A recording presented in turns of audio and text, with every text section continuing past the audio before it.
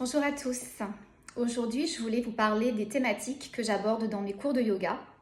Ce sont des thématiques à la fois physiques, connectées à une partie anatomique du corps, et des thématiques qui sont orientées plus au travers du développement personnel ou de la spiritualité. Ce sont des thématiques qui sont vraiment préprogrammées, donc je ne les choisis pas, je les prends les unes après les autres dans leur ordre d'apparition. Et il y a quelque chose qui est amusant, on en rit avec mes élèves dans mes cours, c'est qu'en fait, ces thématiques, elles correspondent souvent à la thématique de la semaine que l'univers nous envoie, m'envoie en tous les cas, tant dans ma vie personnelle que dans les conversations avec les gens autour de moi, mes amis, ma famille, mais également mes clients dans ma pratique de coaching. Donc c'était le petit clin d'œil de l'univers pour vous dire que voilà, très souvent, l'univers nous envoie des messages, donc à nous de les écouter, de les intercepter et puis de travailler dessus. Donc cette semaine en question, la thématique en fait, c'était la flexibilité, les ischios sur la partie anatomique et la flexibilité du corps, mais également de l'esprit. Être capable en fait de se courber dans un sens ou dans un autre sans jamais se briser, avoir autant de force, cultiver autant notre énergie yang masculine dans l'ancrage, dans la présence, dans la force, que notre énergie yin féminine qui est beaucoup plus dans la douceur, dans la flexibilité, dans l'adaptabilité.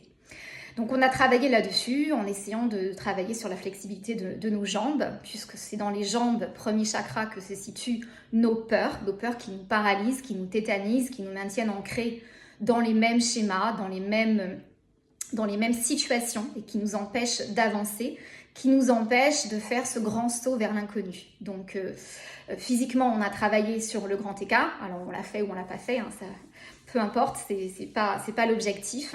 L'essentiel, c'est d'essayer.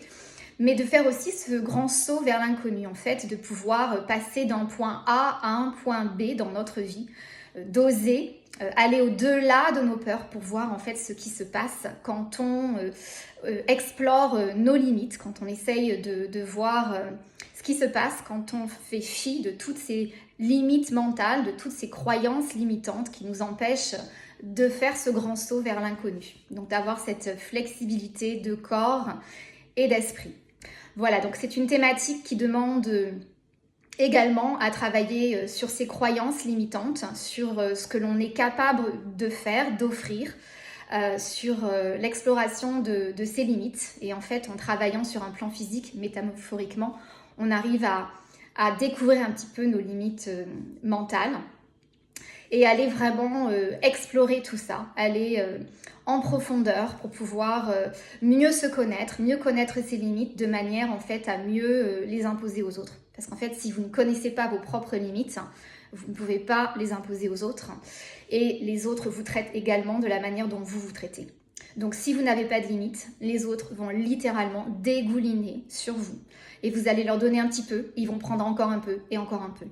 Et en fait, quand on apprend à connaître ses limites, on apprend à dire non. Et vraiment, le non, c'est un muscle qui se travaille. Pas toujours évident pour les gens qui sont empathes, qui sont beaucoup tournés vers les autres, qui sont altruistes, qui sont dans le don. Donc apprendre à se connaître pour connaître ses limites, pour mieux se respecter soi-même et pour mieux se faire respecter des autres. Voilà, toute une thématique.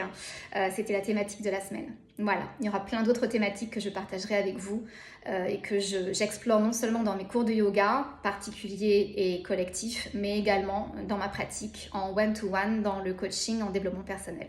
Merci de votre écoute.